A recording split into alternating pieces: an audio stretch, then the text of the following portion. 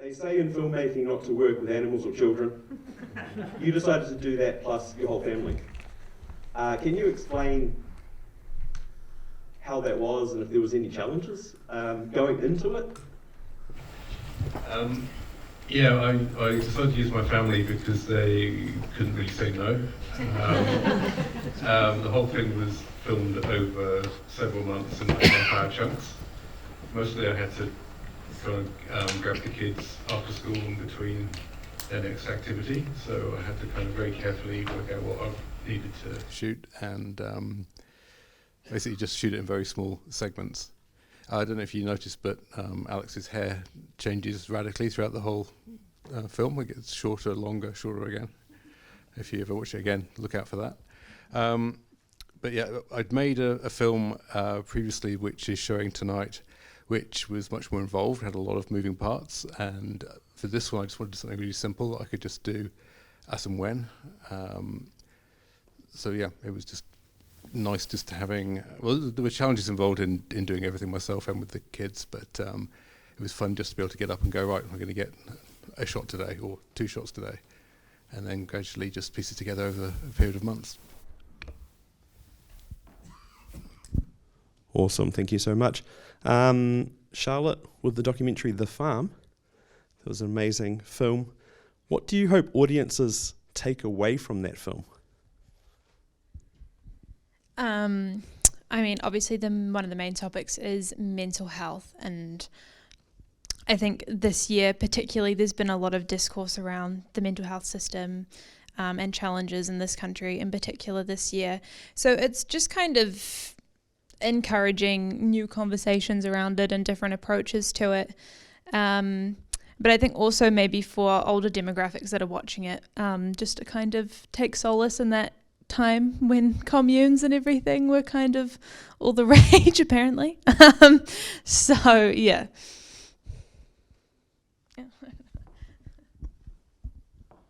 Awesome, thank you.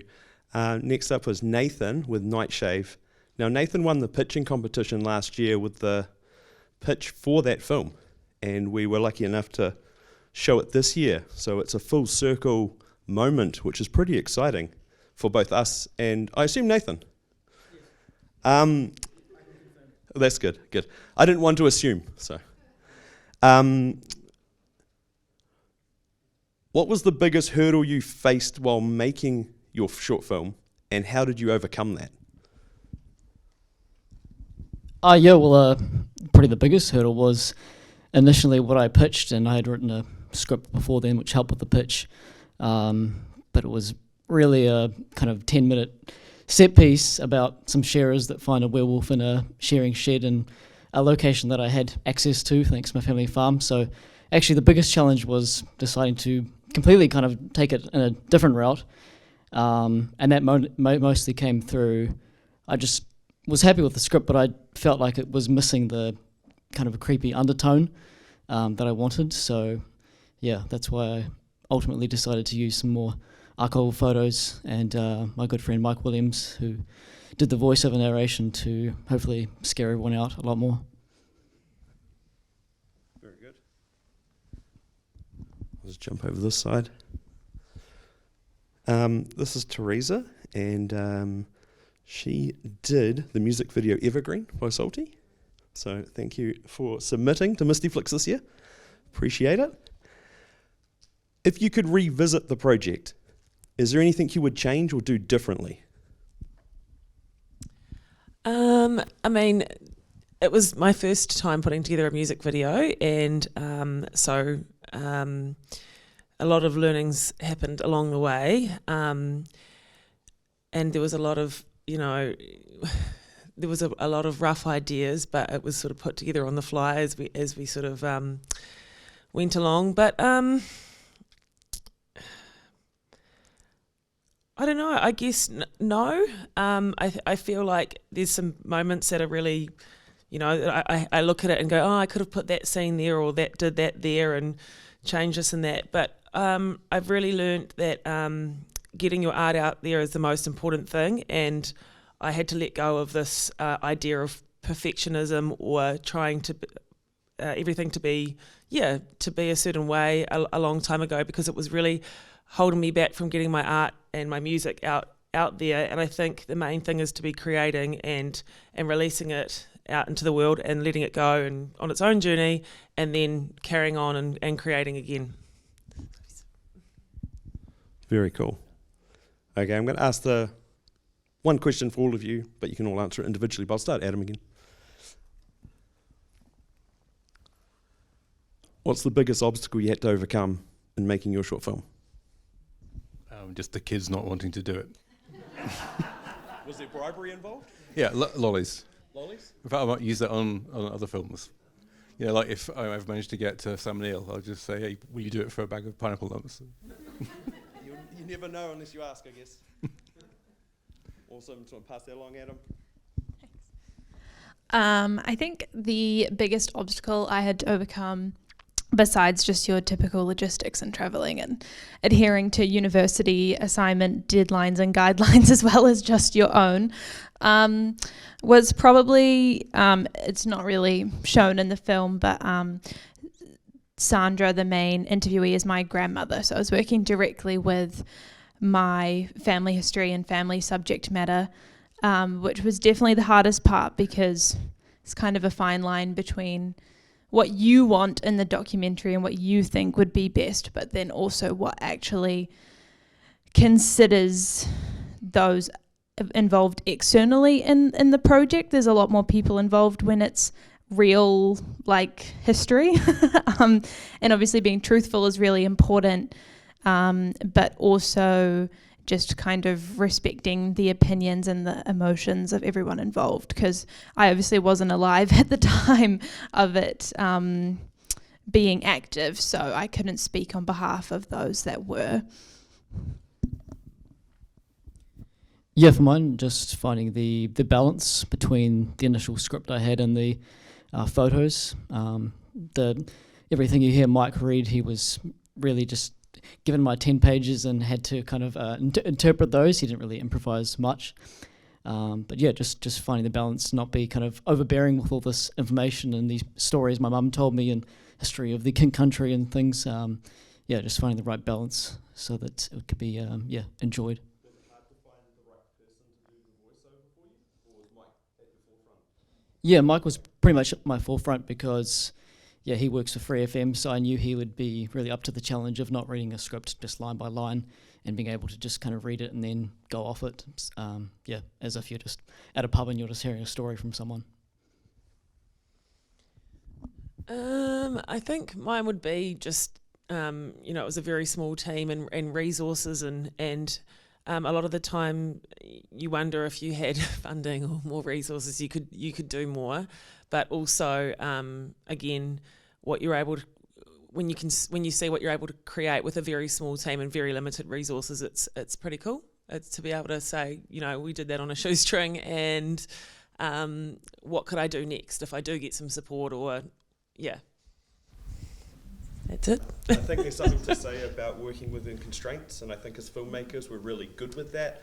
Monetary is obviously a big problem for a lot of people, but sometimes it'd be equipment or people. I have heard from some filmmakers, if you had 10 times more money, you may have 10 times more problems. Mm-hmm. So it's an interesting thing. 100%. We'll jump back to Adam. He loves answering questions.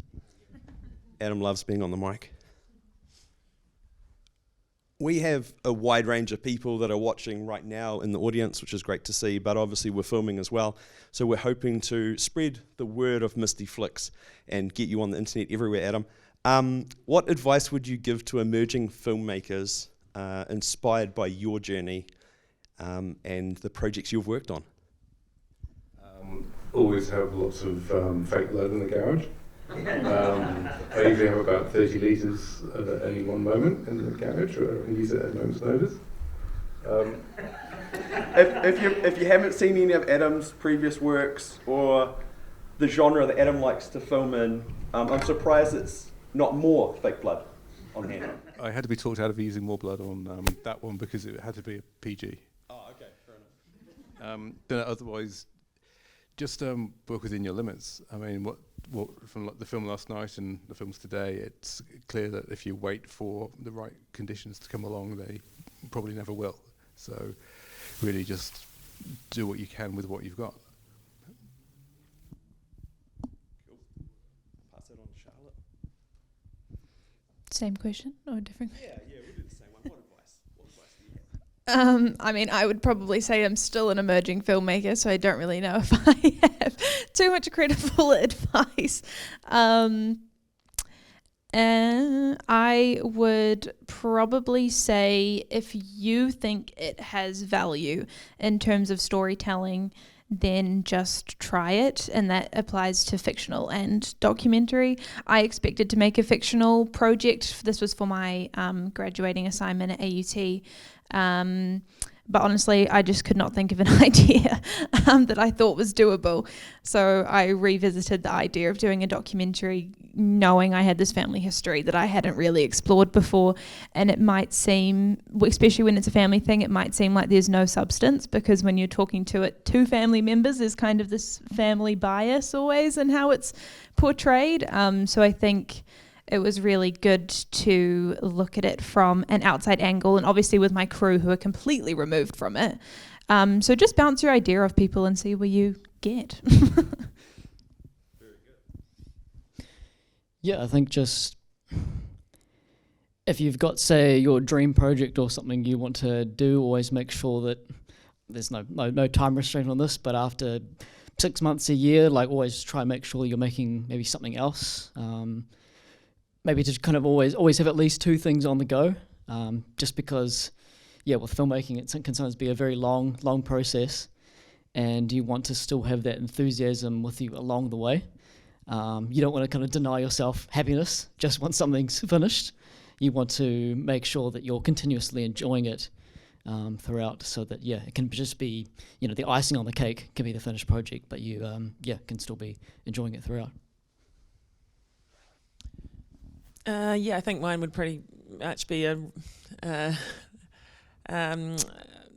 each part of what they've said. It's enjoy the process and the journey. Like for me, making music and now video is a vehicle to my life and the way I like to live it. And it's create art, have some fun, have an adventure, collaborate with amazing other creative people. And along the way, you'll come out with something that you're really proud of, and you'll have to show. And I guess that's sort of how I've gone into this. And and just don't give up on yourself and your dream, and just believe in it, and keep going. Thanks, Teresa. I think that's great life advice in general, just not even the film, just in general. It's a good way to think about things. I'll leave the mic with you, and I'll ask you a question real quick. What's next for you? Are you working on another project, and where can people find out more about you? Okay, well, next for me is I'm about to release a single, my second single on my upcoming EP, and it's called Rise and Fall. And I've actually worked on another music video as well with some people who are out here, and Dean and Rongatai, and so that'll be coming out very soon at the end of this month, and then I'll be releasing the rest of the singles for the EP. And so if you're wanting to check that out, you can either head to YouTube, where the music video Evergreen is, or my Instagram, Spotify, which is under my name Soulti, Soulti. So please check it out and follow along and keep updated on that. Did I miss anything? What's next? I'm heading off to Bali on Sunday to it's a work trip, a music and work trip to collaborate with other musicians who are in minority groups who have found it challenging in the music industry, and coming together to create and in a supportive environment. And so I'm helping them facilitate that, and looking forward to it. But that's about it for now. Nathan? Oh, yeah. What's happening next? This has been a pretty busy year, so I guess I'm taking a little break.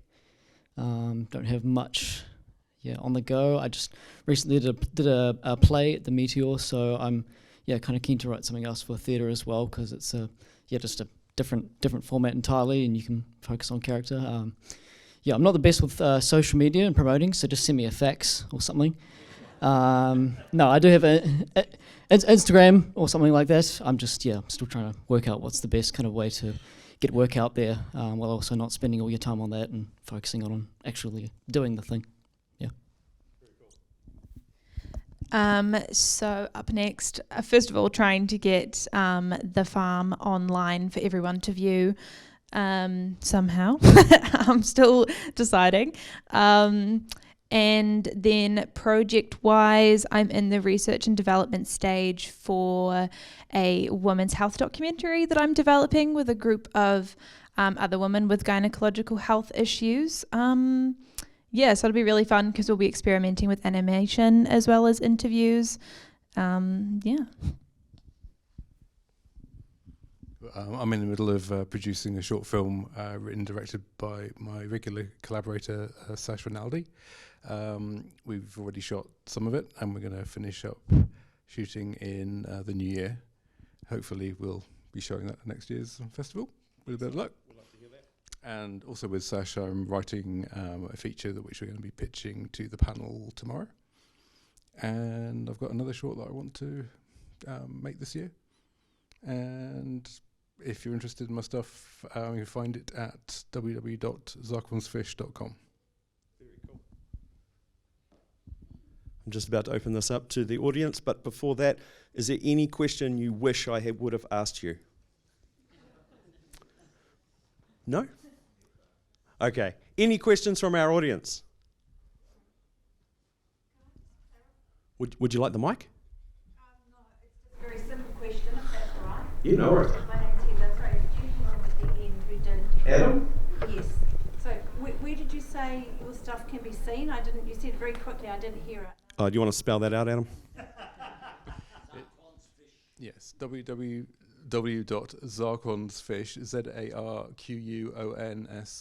ZARQUONSFISH.com.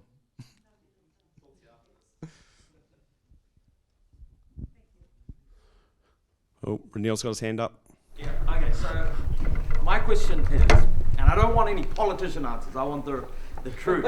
I want to know, how do you feel when you actually watch a movie like that you've made around like all these different people, and like what's the actual feeling that you get? How do you genuinely feel when you see your own work? Let's start with Teresa this time and we'll pass it down. It's quite nerve-wracking. It's silly, isn't it? Like, I've seen it a million times at home, but but again, you're putting yourself out there, so you feel vulnerable to put yourself out there in front of people. You always feel, I hope people enjoy it, and is my work good enough, worthy enough of being in a competition? It's all those self-doubt things pop up for me. But I am proud. I'm proud of what we achieved. Yeah. Yeah, just like hearing the reaction, and not even that, but like feeling the room, if that makes sense. Like there's an atmosphere, even if people don't make any sound, you're like, I felt that. Yeah. Yeah. If that makes sense. Yeah. I feel like I always cringe a little bit because you always notice things that you didn't notice beforehand. I guess I just kind of more so listen to the room instead of the actual film, considering the documentary is more so about listening to the actual interviewees talking rather than the visual. Like the visual is obviously nice, but the story more or less comes from the interviews. So when the cinema is like dead silent and no one's kind of whispering or like, then I feel good because I feel like people are actually listening to it.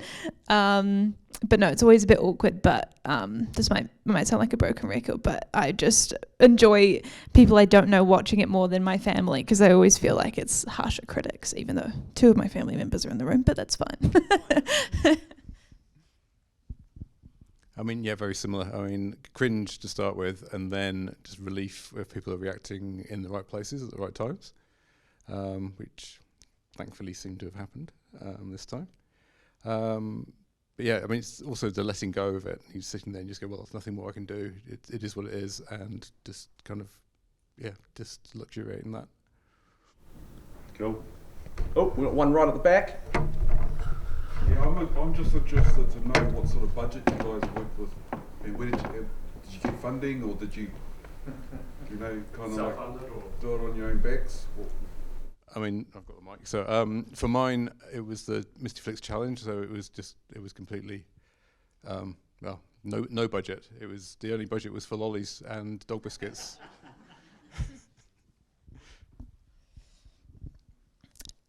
So for my budget, just quickly, we used Boosted, so the crowdfunding platform. With part of the assignment, you're encouraged to test the waters with crowdfunding, and Boosted is kind of one of the trusted ones that AUT suggests.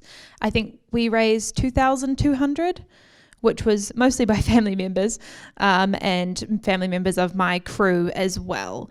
And most of that budget honestly went towards travel, like petrol, food, because I was fortunate enough to have friends that have very nice cameras that I could just use, and then any additional equipment from AUT. So yeah, mostly just logistics for mine. Just finding some of the photos down at the farm, so a bit of petrol and about $100. I'll give you the figures. Yeah, the numbers. Yeah, basically it. Yeah.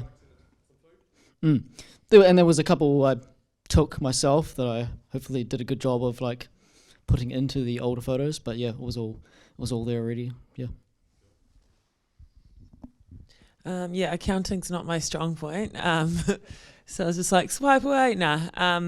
It was very minimal budget. I didn't get any funding. It was all self-funded. It was just like to hire one of the scenes in a studio in Auckland, or a space in Auckland. So I had to pay, I think maybe $500 or something for that space. I brought, I had fed the troops, kept everybody, and petrol. It was probably maybe $1,500 to around that figure. 2,000. Everything adds up too. It really does. Like you think you're not spending a lot, and then you're like, holy shit.